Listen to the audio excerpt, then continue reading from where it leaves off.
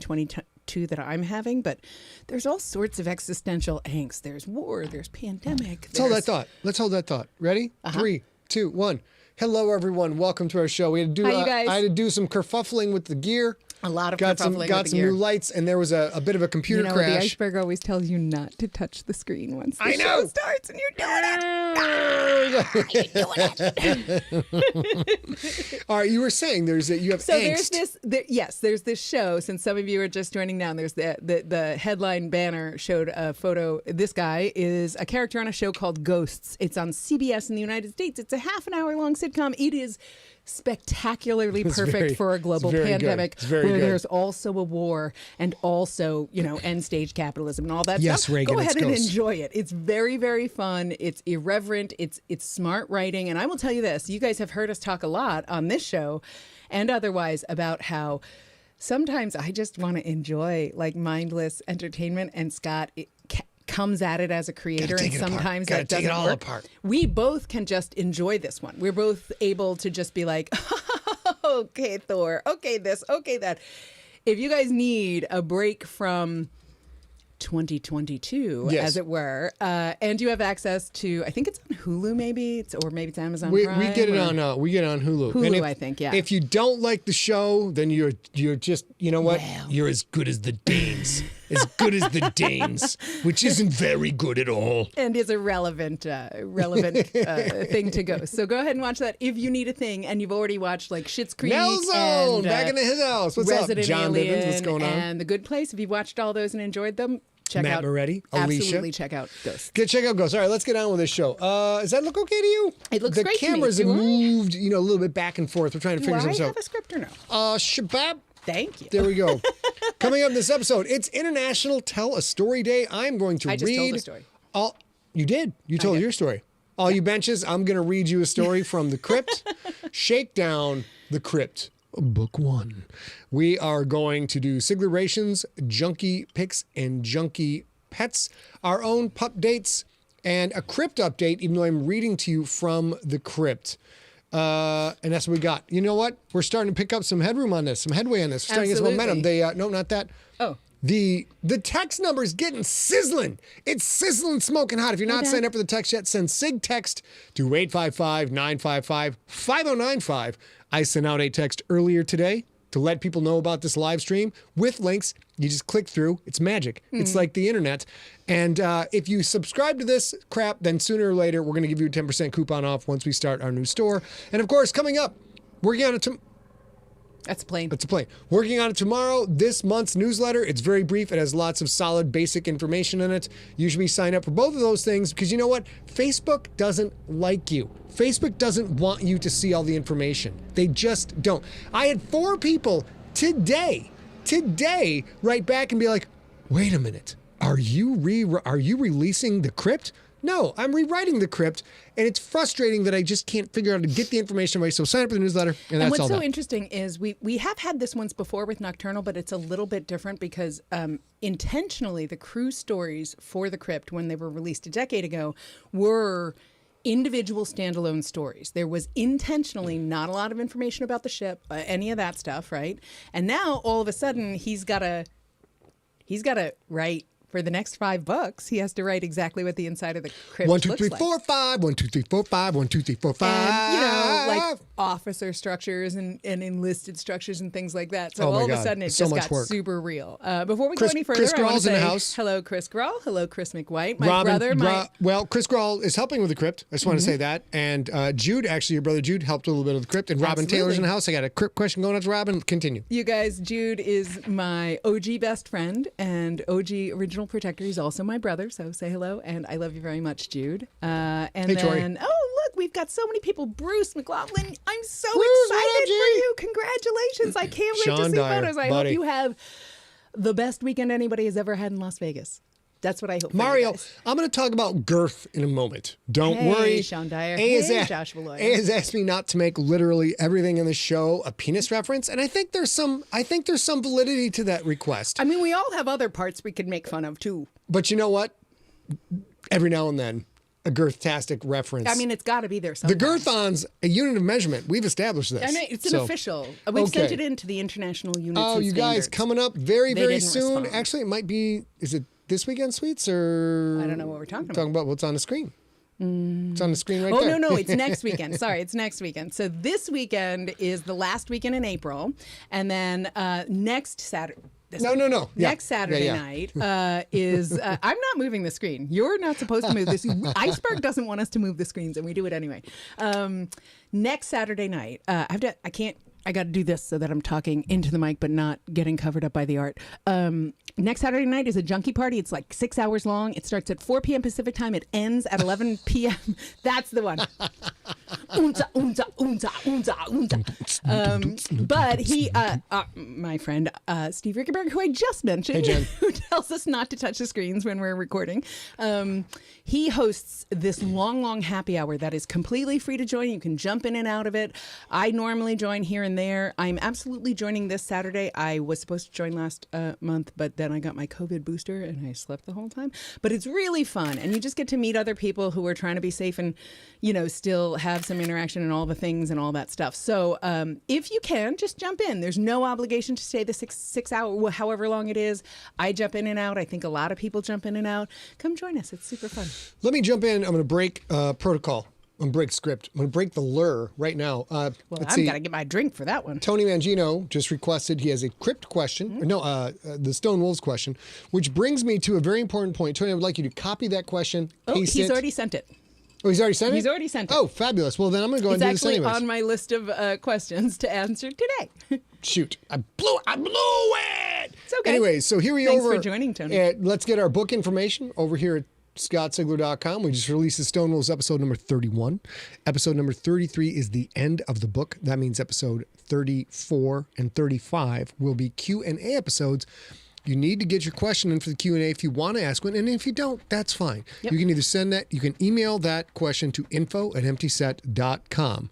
But you also have the option of including in that email a 30-second or less video where you're asking the question, and we will do our best to put you up on the screen so you can see yourself asking. You have to hold your phone like this. Yes, that's called vertical. You have to hold it vertical. Not if you this. send it in horizontal, I'm throwing it out. Baby with the bathwater, throwing it out. So vertical, 30 seconds or less. Don't do any fancy editing. Let me just see your pretty face. Yep, and short. Don't talk about everything else. 30 just seconds. ask the question. 30 seconds. Because we already do 2 episodes, so it's kind of hard. Couple of things before we move forward. Tori Pond, do what you got to do, in and out. If you're going to join us, that's fun. It's super fun. Exact Approach. Thank you for joining on Twitch. Exact Approach. We are just having standard drinks tonight. I'm actually just drinking sparkling rosé wine, and he's drinking his Macallan 12 on the rocks on one rock with a tiny splash of water. That's his favorite drink. Because we're both going back to work after tonight. So if there's a little wonkiness in his writing, you can guess it might be from the 2 Scots. I still got a reading coming up. Here we go. Now back to books. And as you can see, a little quick note, if those of you who are excited for Predator, Eyes of the Demon, I have a short story in that. It's an all-new short story combining Adagina and the Predator. So if you've read the Aliens Phalanx, this is a sequel to Aliens Phalanx. I'm super excited about it. It's a short story, but it's really fun. It jumps 20 years ahead in the Adagina timeline. You can see that has been pushed back to October 14th, August 9th in the U.S., and October 14th in Australia. August 9th, U.S. and U.K., and then this October 14th, Australia. Good, babe. This is entirely due to the rights holders, and is it Fox who owns us? Who owns us? I don't know. Disney now. Disney now owns us. Shit, I don't know. Whoever owns I don't know. it has nothing to do with the story.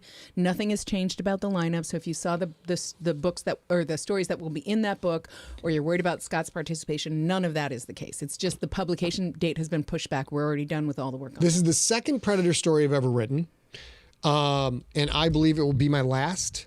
Yeah, when the new Predator movie comes out, I have something to share with all of you that is going to make you really mad, but you know what? Coincidences happen. Yeah. Well, this won't make them happy. The movie will make you happy. The movie looks great. But coincidences do happen, and I'm going to share it all with you just to show you the great minds think alike. Also, let's take a look. It's been a while since we've gone over this. Earth Core, now at 11,795 ratings. You guys are the absolute You guys best. are the best. I would like to get that to 12,000. When we do 12,000 of this, what should we do? Champagne. Well, I feel like there should be some performative element. So I think maybe Let's do the Lizzo song at 12,000. Oh yeah. Okay. So if you guys are new at SIGLERinPLACE, back when it first started and we were doing it 17 times a day, you guys didn't know it at the time, but we were also planning to get married on June 28th of 2020, which we did. And so for most of June, we spent a goodly amount of June singing to ourselves Lizzo's "Good as Hell." Baby, how you feeling? Feeling good as hell. And we did it enough on this show that people were like, bros, are you going to sing that song? Perform it, bitches. We made an Earth-Sass promise Jen Sherwood. Yep, to sing that with him playing bass. So we'll probably did you just promise that in like 300 votes? Yep.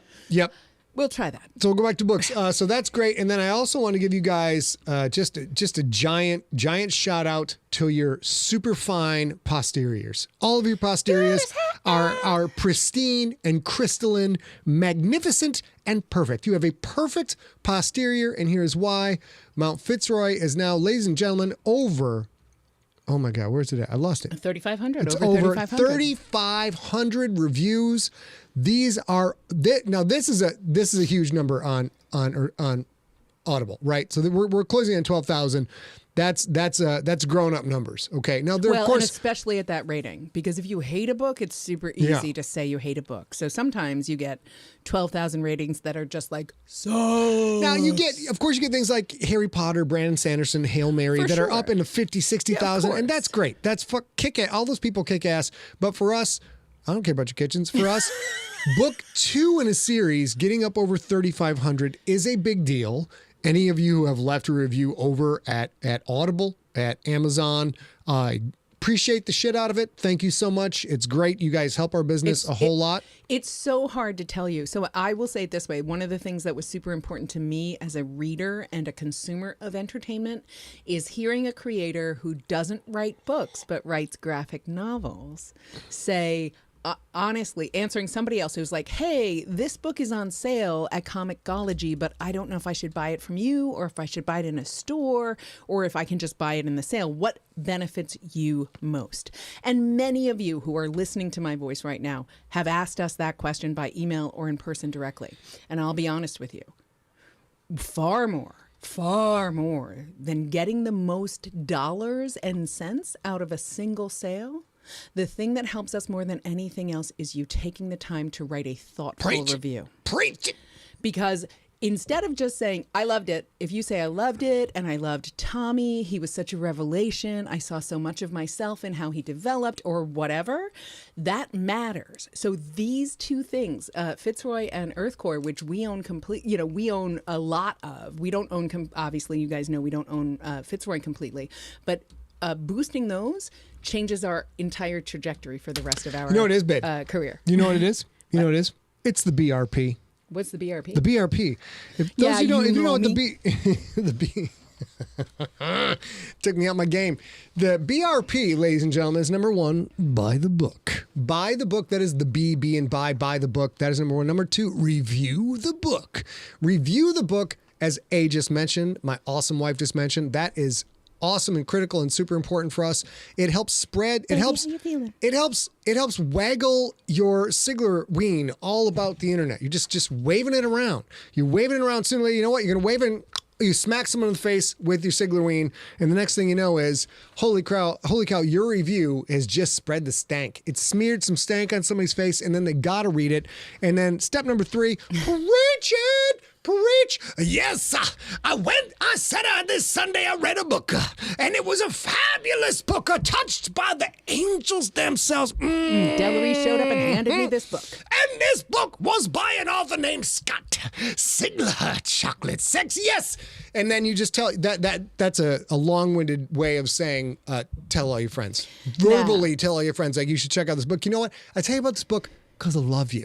I love you, man. And I want to make you happy, man. Also, this book. I have to talk about the chat room for a minute because Matt Moretti said like so much phrasing, which is true. And that's important. It's important because Chris McWhite just also mentioned, he said, I spent about 20 to 25 minutes creating a full non-spoilery review of the book. You got to spread the stank. Thanks, Chris. But what you have to do, Fuck, man, well, not thank have you. to. It's not have to. We would be so grateful. But if you do, keep in mind that you're talking to people who love you but have never heard of Sigler's book. So if you use words like girthy and stank, it may not land the same way. I had not thought of that. So write a review for people who don't already love Scott is my only request. Be your erudite selves when you write a review. Yeah. Be your literary Yeah. brilliant selves. And this book moved my emotions in ways that I can't describe to you.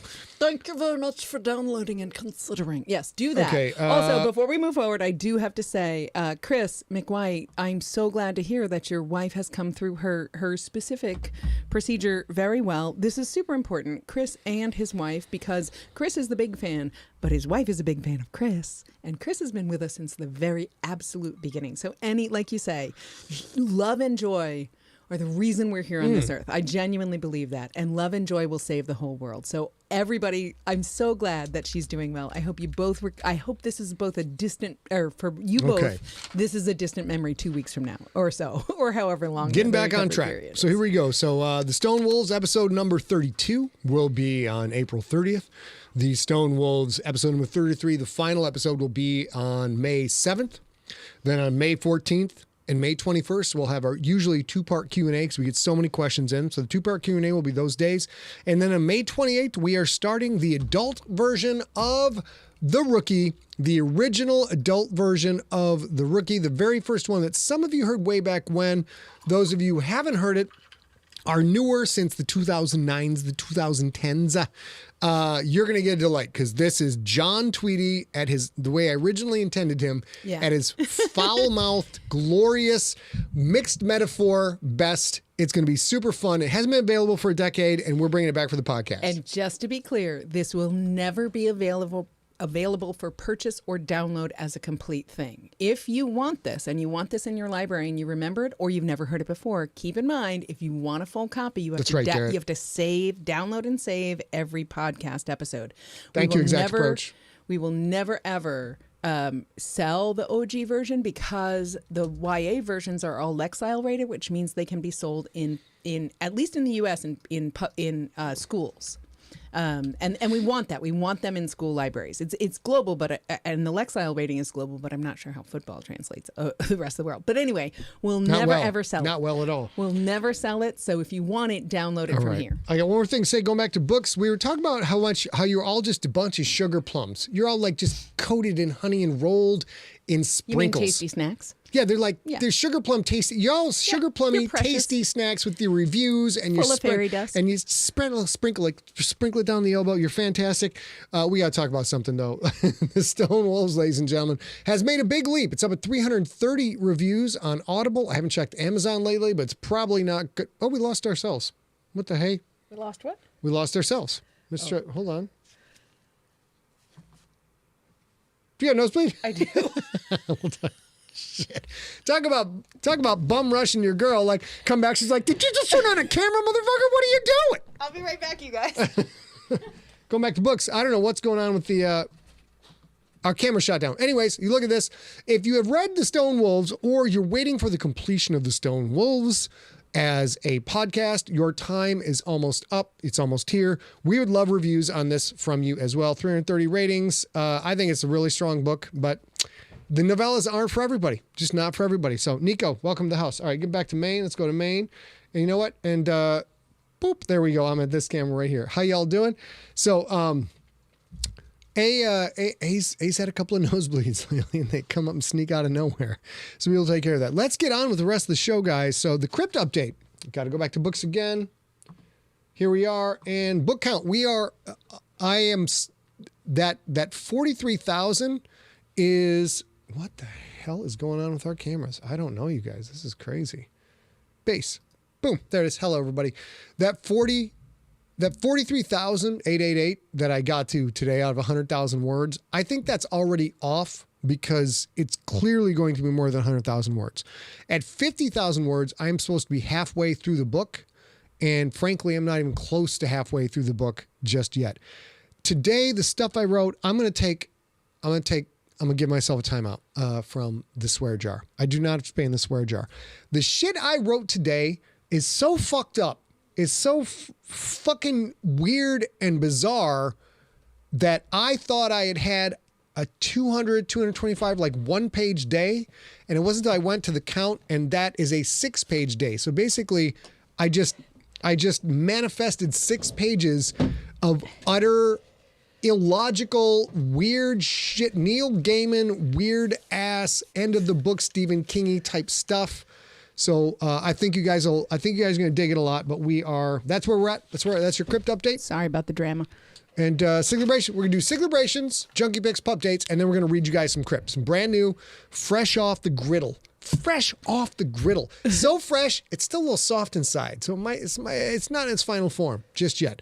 Let's go ahead, baby. Let's go to, let's do Junkies first or Pupdates first? What do we do? We're going to do Junkies first, but I have 2 that have no photo. So don't go to the photo, just go to me. Or I can just talk to you. I can go to you. Bam. Look at that. I'm So, like a genius. sorry about all that. Like Had a little bit of a genius. nosebleed. It's all good. Need a burger. Alicia, you're going to, okay. So we have 2 non-photo Siglerbrations. I want to remind everybody, if you want us to celebrate with you because you can't have a party for your birthday, email info@emptyset. We'll do that. Doesn't have to have a photo. Doesn't have to be spectacular. We love you just the way you are, and we want to celebrate you. So we've got 2 celebrations that are not photo related. The first, Larry Kinney. I know you don't get to watch live these days because of work and such, but I know you're going to watch afterwards. And Larry, who has come to several Siglerfests, is a good friend of ours. He and his wife, Christy, celebrated their 20th wedding anniversary on April 11th. And they apparently had a terrific time. And I'm super happy for you. And I hope it was fantastic. Also, Reagan, I know you emailed that last week on 4/20 you had a birthday, but I can't remember if I mentioned it because I was high. So we so appreciate you joining. It's Also, so Reagan, much fun. thank you for being a Twitch moderator for us. Exactly. We're getting to, Honestly, I have no idea if I mentioned We're getting it. to the old. We're getting to this point. Now, remember, my career started in earnest 15 years ago when things started actually happening. I forgot. Happy birthday. And it started were high. 15 years ago when podcasting wasn't even a thing yet that was on the Apple store. Like you couldn't get it in iTunes, and blogs were still a thing. And there wasn't we started out when there wasn't a fucking Twitter, right? Like there weren't even ebooks. There weren't even ebooks when we started out. So at the time, we made a couple of cutting edge moves. Cut a couple of cutting-edge, high-tech moves that basically gave us the career that we have. And we're very proud of that. That was 15 years ago.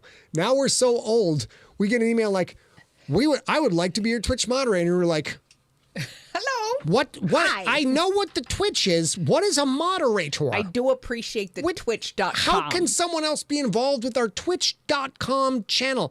So we are now getting old. So all of you smart, high-tech people who volunteer to do fun stuff for us, we say thank you. Where were we? We are about to do the rest of the Siglerbrations. Yep. All right, let's go.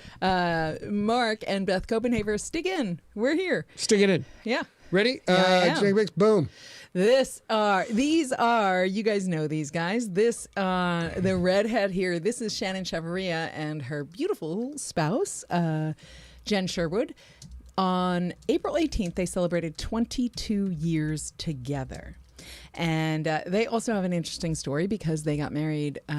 They had a commitment ceremony before Texas made it available to make it a legal ceremony for them. And then they had on the very same date, a handful of years later, a legal ceremony. And in the second ceremony, Shannon carried a bouquet where some of the flowers were made out of the pages of Nocturnal. Yes. Do we have that? We have the flower. We have a couple of flowers. We're lucky. A couple of enough to flowers. have Okay. A couple of flowers. It's so magnificent and beautiful, and it touched me. I won't say it touched me when my bathing suit goes because it's a bad thing. But Right. Jokes aside, I was like, people are starting to take these momentous moments of their life and kind of loop us in with the stuff that we have put into the world. Which and is how we do. It's how everybody spectacular. does, and it's weird to think that we're on the integrating end instead of the integrating. Jude asked if they got together at 5 years old. Yeah, for sure. absolutely the minimum was 5, but I think also the maybe who's ever older than the other one was like 5 years and 2 months. You ready for the next one, baby? Yeah, well, I just want to say congratulations. It's such a precious thing to stick together through thick and thin. Shannon, you don't have to tell everyone you were underage when you met. it's obvious. You don't have to actually say that out loud in public. You're both underage in this photo. I see no margaritas on that table. You can just not mention the underage thing at all. That's very helpful. All right, moving on to the next one.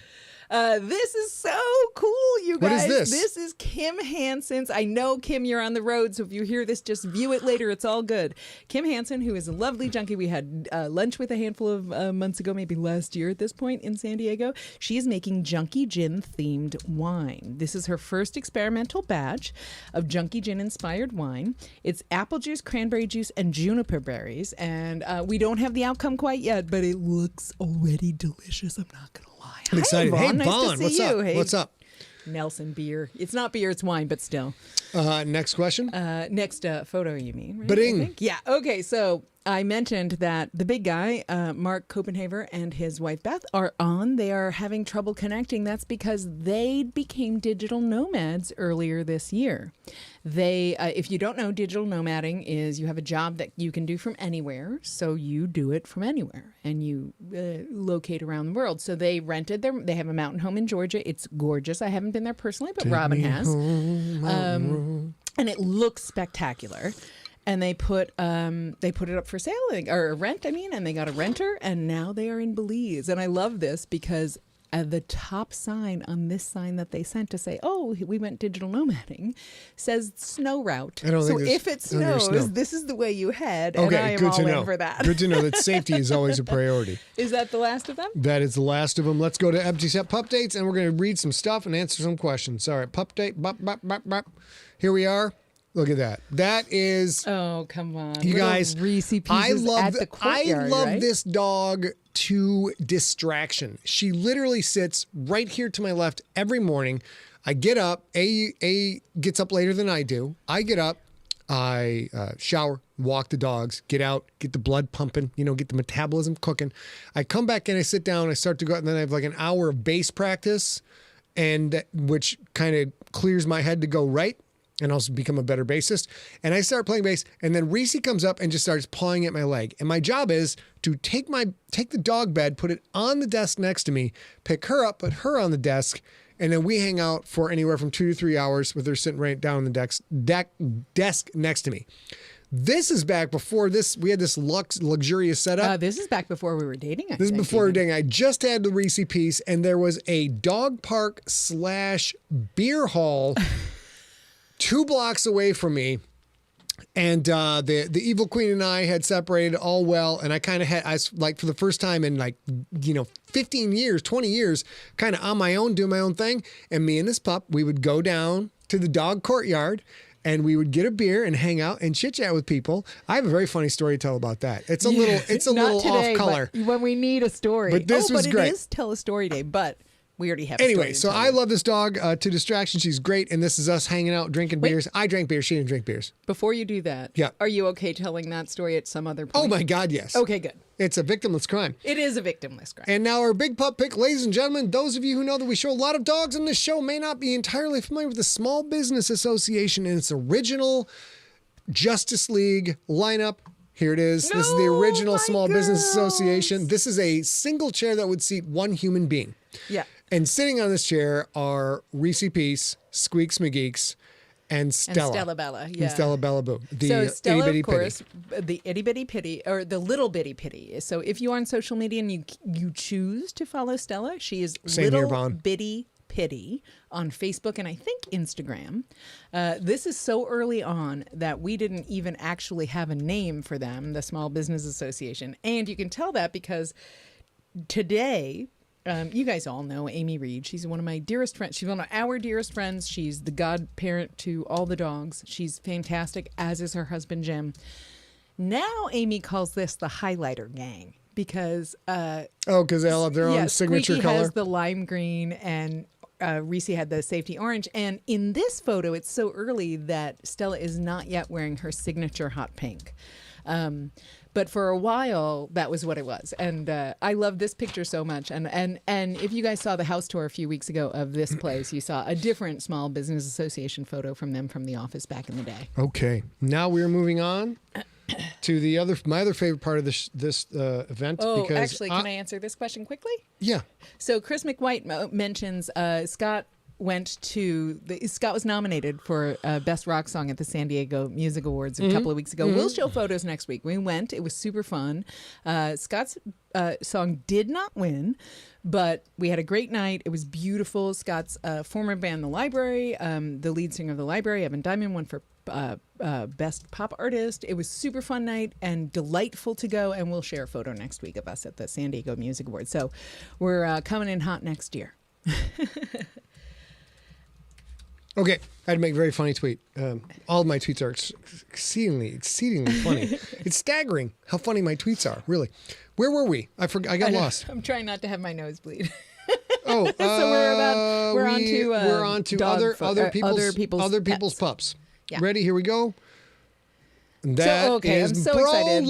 What up? What? This Brolos? is, as I mentioned 2-5 earlier Brolo. today, my OG best friend, my brother Jude. This is him with his dogs. The one who's sitting all the way upright, who's brown and white. This is Ranger Stenson, and the one laying down is Cassidy Stenson. And these dogs are so different from each other and so charming. We got to meet them a handful of years ago, and Ranger adored Scott. Ranger is apparently my brother's dog. Very attached to my brother. Ranger is also very, very sensitive, like wants to check in and make sure everything's okay. He's such a good boy. He's so cute. And so you can see him right by his papa.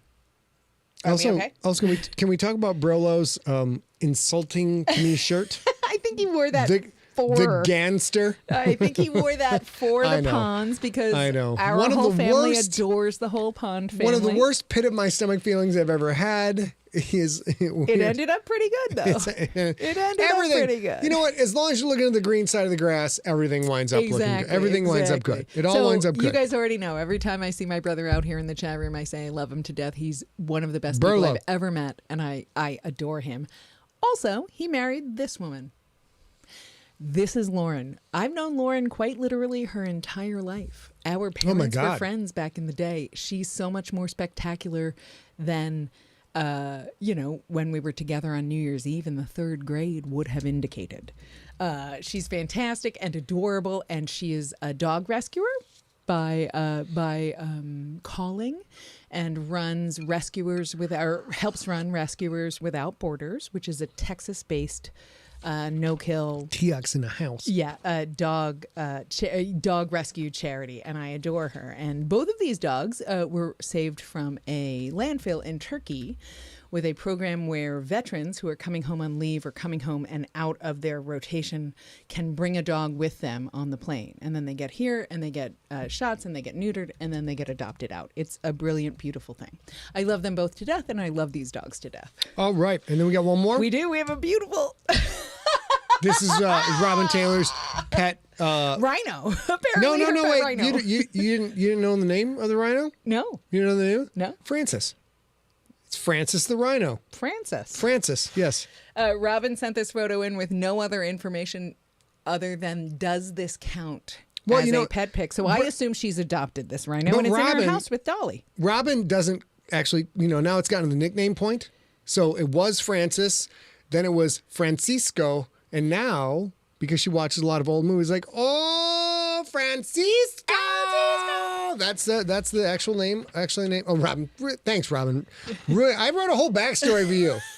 And now you're like, actually, the rhino's name is Bora. Thank you very much. But appreciate the it. thing is, so you guys, if you don't know, Robin is in the military, in the U.S. military, and she does go on assignment now and then.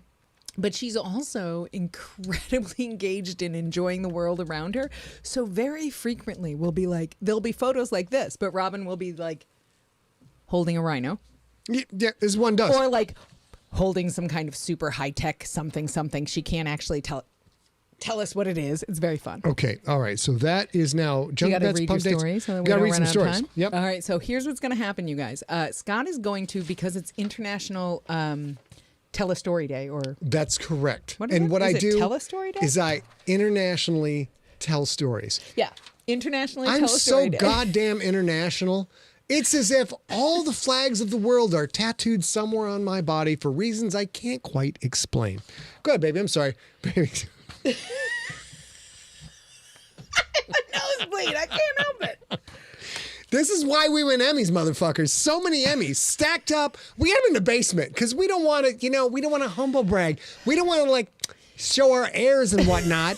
We don't want to flaunt shit, but we got Emmys, stack of them, lined up down in the basement. At least we know people who have won Emmys, and we've held them. Matt Poehler won an Emmy. Oh, I've held a lot of Emmys in my day. A lot of Emmys. All right, here we go. All right, guys, you ready? Now, baby, would you like to go take... I'll just tell you guys. I'm just going to tell you guys because then it'll be fine. So you guys mostly know I have a logistics company, and I sometimes do work for Adam Savage, who runs Tested.com and was a Mythbuster. And his go-to solution for a nosebleed is to put a tampon in your nose. And he says if it's too big, you just clip off the tip of it and put it up there because the tip is the most absorbent. So I did that. And that seems to be very true. What? No, I know. I didn't Is mean this to. happening right now live? Oh my God. Oh my God. So I had a nosebleed live and I was like, well, fuck, dude. And I did that and it's Fucking working. Maury Povich has not got a goddamn thing on this show. Not a goddamn thing. But it's working. But listen, that's the Okay, oh, all no, right. no. Oh, sorry. That's the open one. This one, nothing's happening. That can't be good. Also, Robin says tampons are great for bullet holes. Let's read Now, the Robin, story. to be fair, the first time I read that, because it's a little bit far away from my old man eyes, I thought I read, tampons are also great for buttholes. And I'm like, I'm not judging, but I don't necessarily need all of that story today. Not today. It could be a fine story, but I don't need it. But tampons are good for bullet holes is the best. All right. Do you want to sit here for this, or do you want to go attend to the I think schmooze? I'm good. I just need to Okay. not snap. Because if you're sitting here making, I'm trying to not bleed faces in the background, Weird. it's going to distract people from this I gutting, will gripping, gripping. literary fucking masterpiece I'm about to bust out on y'all right now. I'm actually bleeding on the page, you guys. Oh my God. That's why I married you, girl. That's why I married you. All right, here we go. So this is rough draft. I would not even officially consider this an actual first draft of The Crypt.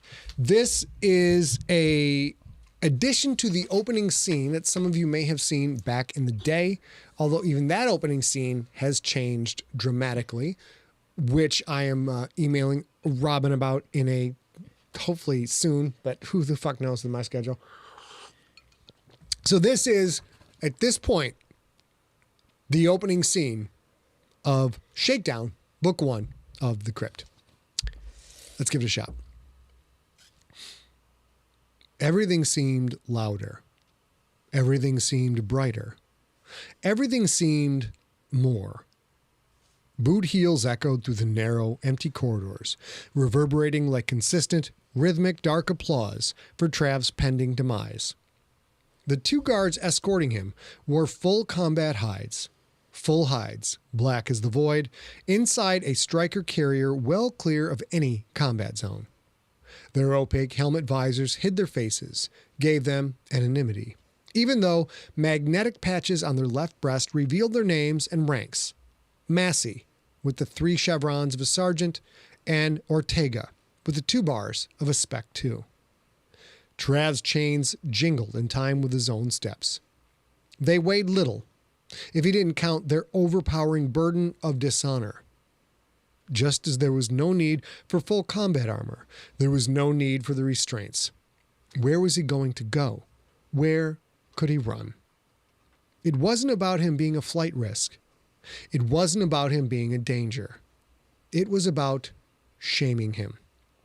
Because that's what the fleet did to cowards. The guards escorted him past closed hatches. Maybe most of the crew of the PUV Chimborazo was on liberty. Trav didn't know. He'd never been on a carrier before. The massive ship was almost 3,000 feet long, 550 feet high, amidships with a beam of 600 feet. He'd always dreamed of serving aboard a carrier, always dreamed of captaining one, of commanding its 200-plus small craft. He had dedicated his life to learning all he could, moving up the promotional ladder to make those dreams a reality. But those dreams were dead. Trav might soon be dead himself. It all depended on the court's verdict. Hold on a second. I'm going to mute you out, baby. So we go, okay, all depend on the courts. Stop here, Major Ellis, Massey said. You have 15 minutes. Trav stood before the corridor's only open hatch. Inside, a coffin of a room where crew could make calls to other ships, to bases, or planetside when a planet was near. In this case, a call to married housing on Cryndalin base, to which the ship had docked. Trav looked at his escorts. He lifted his hands to show his restraints. Mind taking these off? I haven't seen my wife in 6 months. This might be... The thought of losing Molly was a hand on his throat, choking off the words, the last time she sees me alive. Ortega's helmeted head turned to Massey. Sarge, can we do that? Massey didn't look at Ortega. Massey's blank visor remained centered on Trav. My brother was on the Victorious, Massey said, so you can wear those chains with pride, sir. Ortega didn't seem to understand, but Trav did. The Victorious was gone. Massey's brother was gone. Was that Trav's fault? Maybe, maybe not. Too many variables in that battle to know either way. At least, that's what he'd been telling himself. 14 minutes and counting, Massey said. I suggest you get at it. Trav lowered his chained hands and stepped through the hatch. He sat on a hard seat bolted into the floor, a seat that had supported the behinds of countless thousands of crew making calls to parents, siblings, friends, lovers. This unit was newer than the one he'd used in the Gilchrist. Only the best for carriers, the Union's castles in space. In one way, at least, he was lucky. The carrier happened to be stationed close enough for him to call his family. He straightened, faced the blank screen. He spoke the routing number to his home. He waited as the system connected, angry at every second that ticked by, knowing those were seconds wasted. The screen flashed to life. Hi, Molly, he said. His pregnant wife stared back at him, eyes puffy and bloodshot. She held little Kelsey, bounced him on one knee, an automatic reaction that a parent did without thought. Kelsey had his mother's shiny blonde hair. He had one spit-gleaming finger in his mouth. Just tell me, Molly said. I can't take the waiting. She spoke with the same voice she used during intense arguments because she knew that raising her voice sometimes made Trav do the same. Raised voices led to lost control, led to saying awful things to the person she loved more than any other, led to the person she loved more than any other saying awful things to her. I don't know yet, Trav said. The tribunal recessed to deliberate. A verdict will be in shortly. A single tear ran down Molly's cheek. She sniffed. She snarled slightly, as she did sometimes during an argument or during sex. In that moment, Trav wanted her desperately. What he wouldn't give for just one more chance to lay with his wife before everything was taken away. Trav, she said, did you cut a deal? He couldn't answer her. He stared at his son. He wondered if the baby growing inside his wife would be a boy or a girl. Travis, we talked about this, Molly said. When you vid me in to talk to your defense counsel, it had been a lecture, not a talk. Lieutenant Junior Grade Kratos Nance, Trav's counsel, wanted Trav to throw Captain Williams under the bus, to make a deal that might save Trav's ass. Trav had asked Nance to not mention that possibility to Molly. Nance ignored that request. Molly and Nance had tag-teamed Trav, telling him in a dozen different ways why he had to lay it lay all the blame on Williams. You know I can't do that, Travis said. I can't betray my captain. Betray your captain? Molly said. Fuck your captain. Fuck your fleet. The punishment for cowardice in combat is death, Trav. It's death. Another tear trailed down her cheek. A drip of snot peeked out from her left nostril. She didn't seem to notice. Ortega leaned through the hatch. Come with me, Major. You told me at 15 minutes, Trav said. And now you don't, Ortega said. Your verdict is in. Let's go. This was it. Trav already knew he'd be found guilty. He knew he would be executed. His world sank around him. He looked at his wife, his partner, the love of his life, the mother of his children. I have to go, he said. The tears flowed now. Oh my God. Molly squeezed Kelsey too hard. The boy's face wrinkled in surprise and discomfort. Honey, she said, please don't go, please. I have to, but you can still. Ortega reached in, grabbed Trav's chains and yanked him out of the room. The cuffs bit hard into Trav's wrist. He stumbled, caught his foot on the hatch, fell to the deck. Let's go, Ortega said. Pick him up. Hands grabbed under Trav's armpits, yanked him to his feet. Those same hands stayed firm on his arms, shoved/pulled him down the corridor. I can fucking walk, Sergeant, he said. Ortega let go. Then do, sir. From the room, Travis could hear his wife's voice. He could hear her screaming at him. He could hear her crying. He could hear Kelsey crying. Trav should at least try to shoulder his way past the guards, give Molly one last goodbye, but what was the point? He turned away from the room, faced down the corridor, and marched toward his end.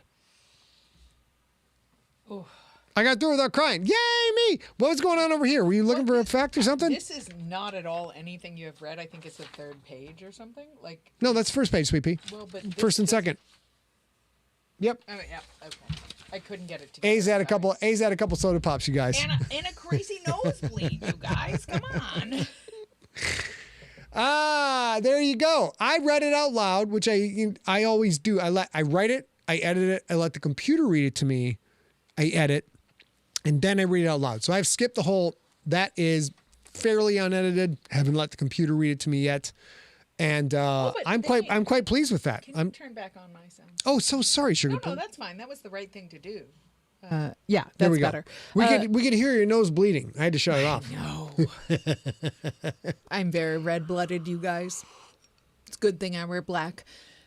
Here's the thing, though. I think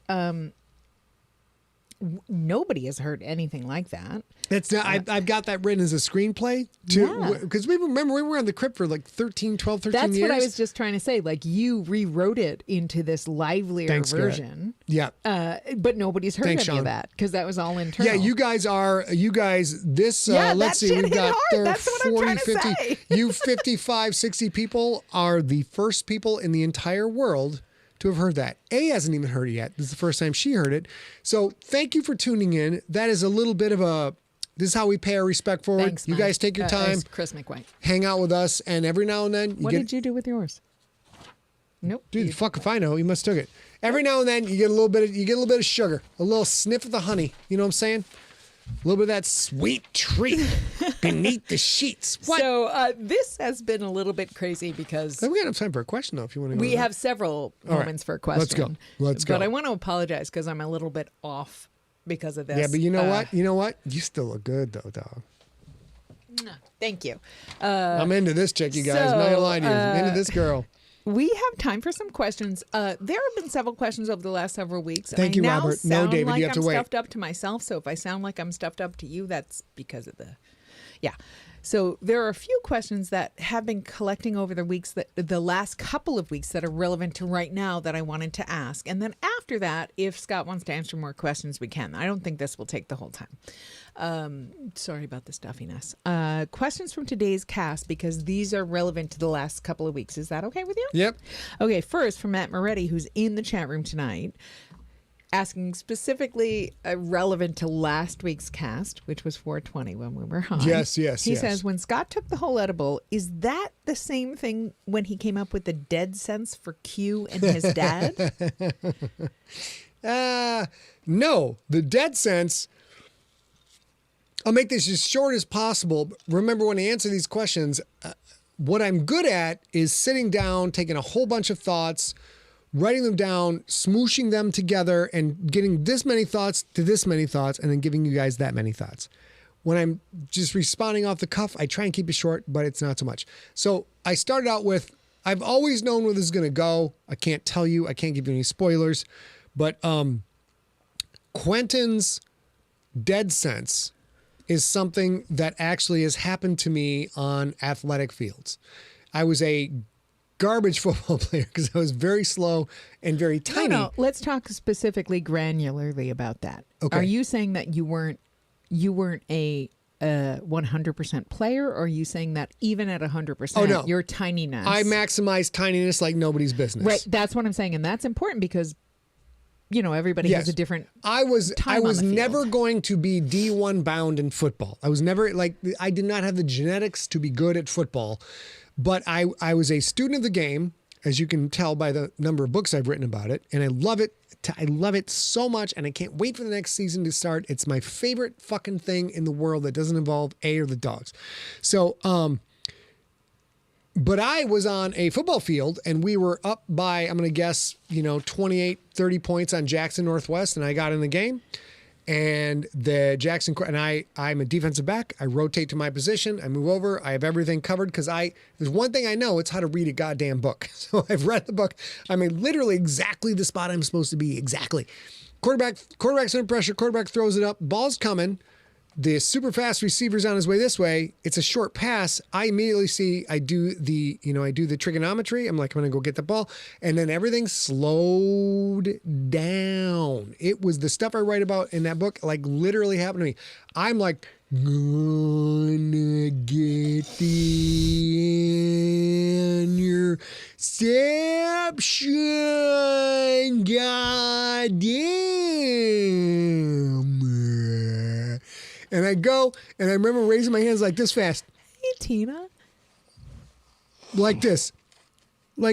And I intercepted the ball, brought it down, ran with it. And tertiary story, my dad, who's up in the booth, because he was the lead coach, he was the head coach. I think it was a sophomore at this time. Yeah, this is sophomore year.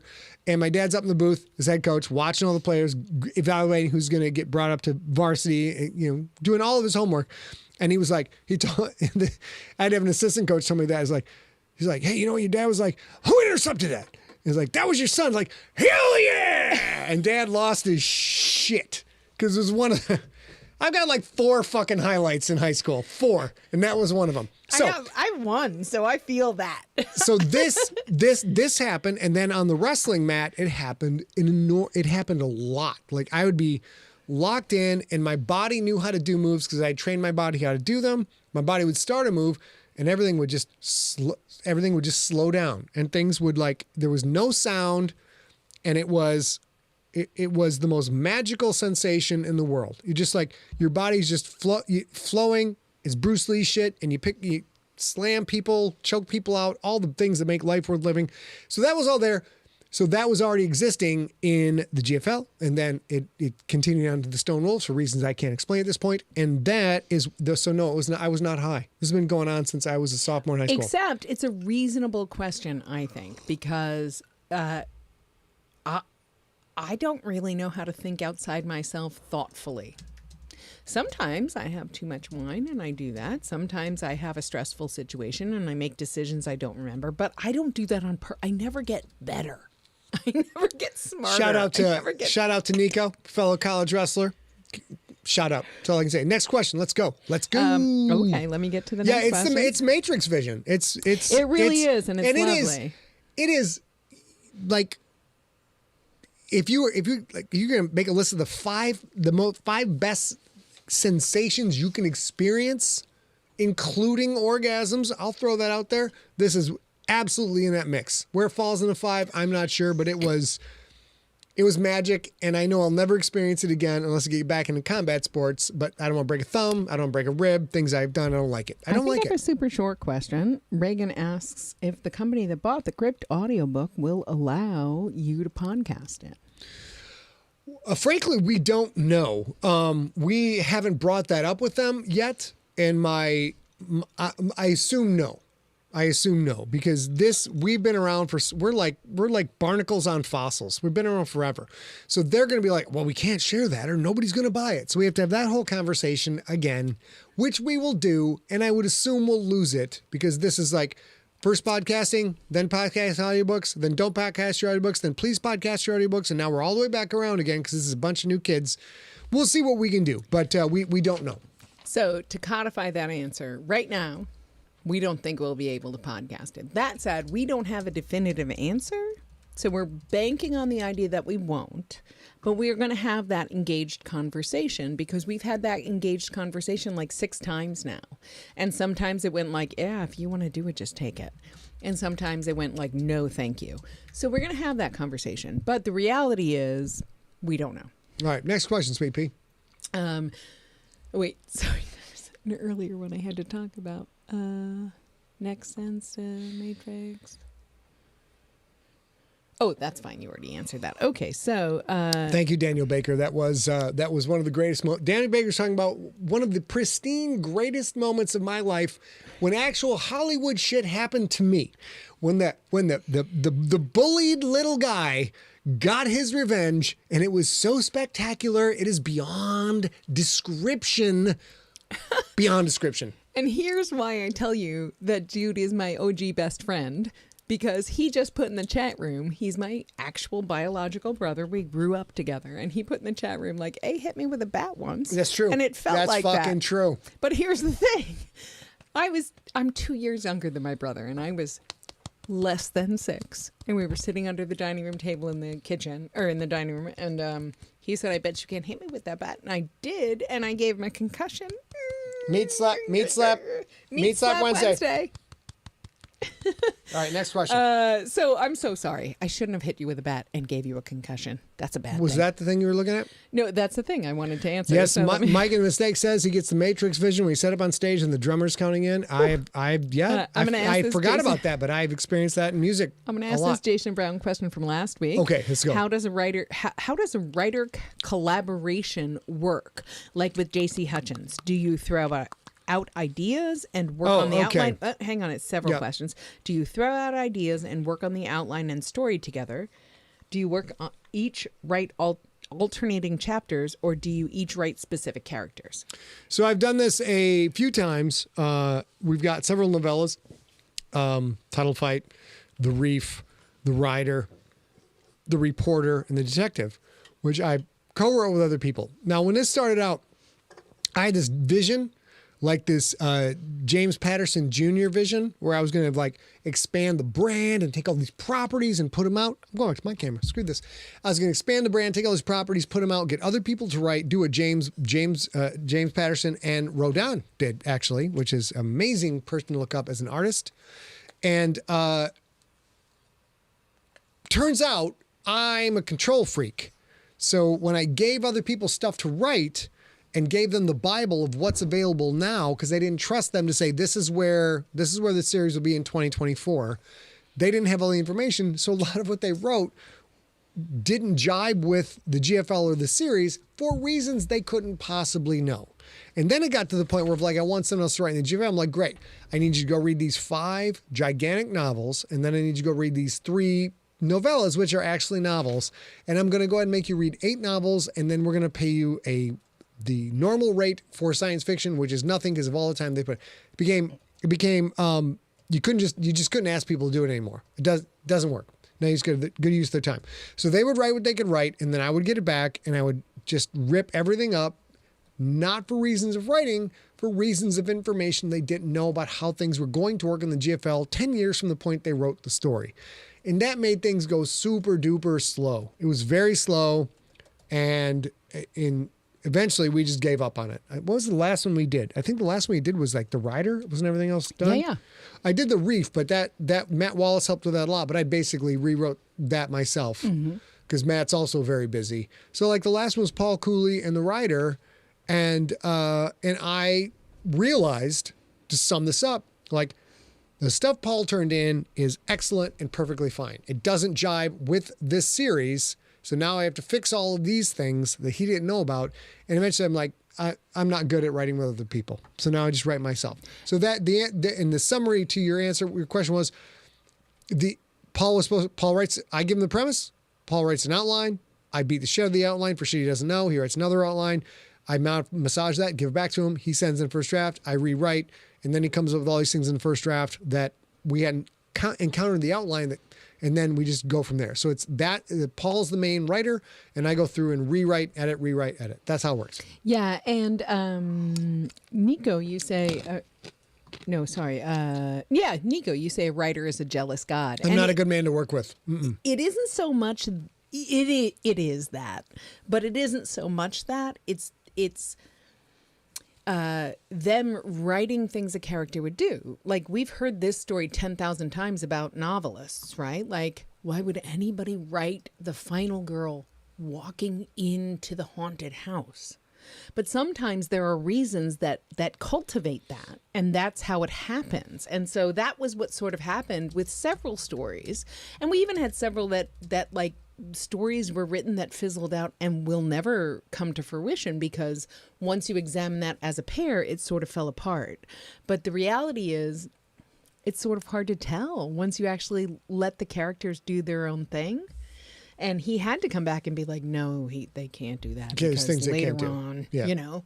And so it got kludgy. So we're done with Let's do one more. collaboration, I think. No, I meant with collaboration. let's do one more question. Yeah, of course. We've got several questions, as long as you'd like. Well, we're past time. But if you guys got to go do your thing, go do your thing. But we'll answer a couple more questions, because I'm having a good time. Yeah, me too. Because I wrote 1,500 words today, and it was some weird shit that went down. Last week, Jenny asked if the Puritan nation religion starts with Sleepy's Church from Mount Fitzroy. Let me finish the whole question. Does the Puritan nation religion start with Sleepy's Church from Mount Fitzroy, the Church of the Holy Signal? I will say I've only read The Rookie, so this might be a stupid question. Not only is that a great question, I'm real mad I did not work that into the goddamn. Me too. I'm so glad you said that. That would have been fucking chef's kiss, man. No, they are not related. They're not related. Super mad I didn't think of it. They might have, should have been.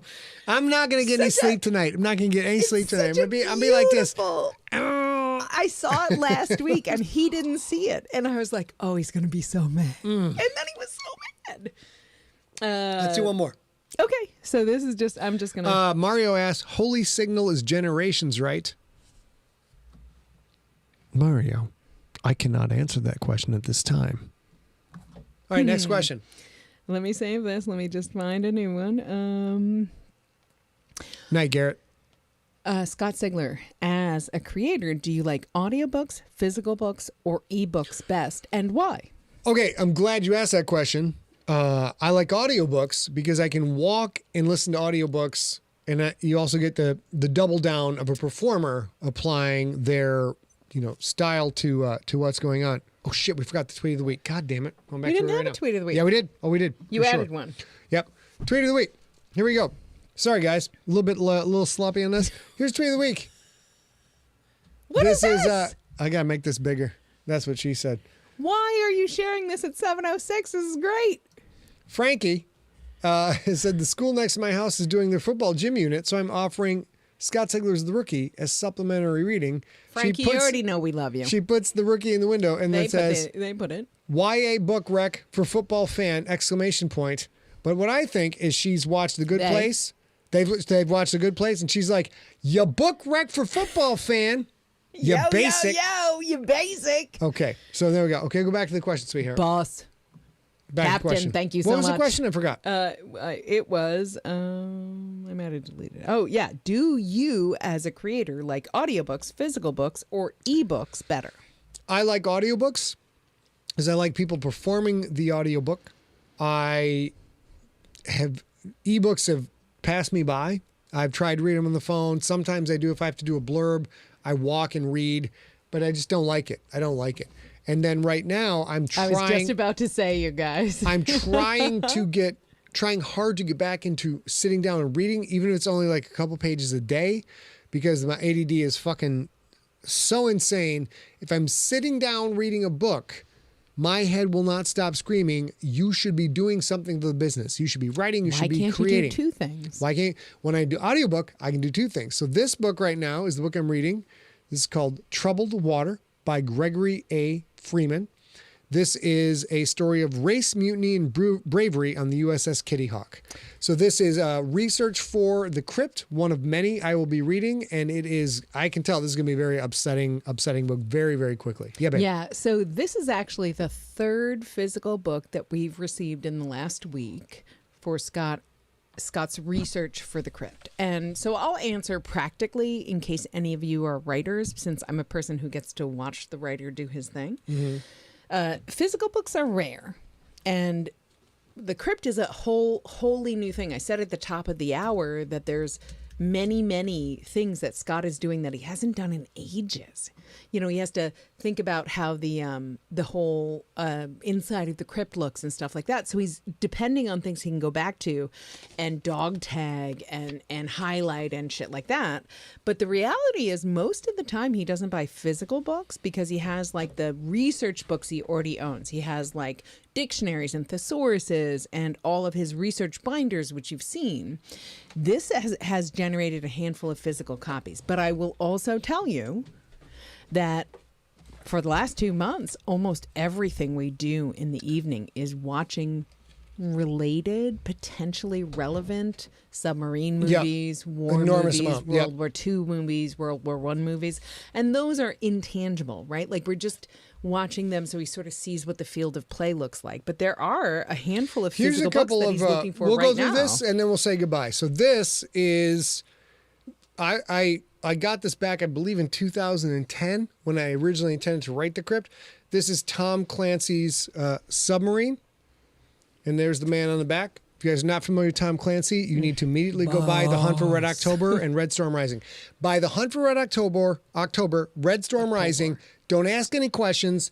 Don't talk to your nanny. Just go do that shit. They are huge piece of American literature. But this includes a chapter on Seawolf and Virginia-class submarines, which, the Crypt is the model for The Crypt is a Virginia-class U.S. submarine. You got a little something there. I'm also in the middle of reading Run Silent, Run Deep, which is one of my favorite submarine movies. And the book is dramatically different. So I'm very excited to finish this up. And then Edward L. Beach, Captain U.S. Navy, retired, Submarine, the classical account of undersea combat in World War II. And many audiobooks, but that's the print library right now. So there's something to me as a writer about, I can listen to a fictional book of, I've listened to dozens now, submarine books, some great stuff. We'll have a recommendation list, a couple episodes down.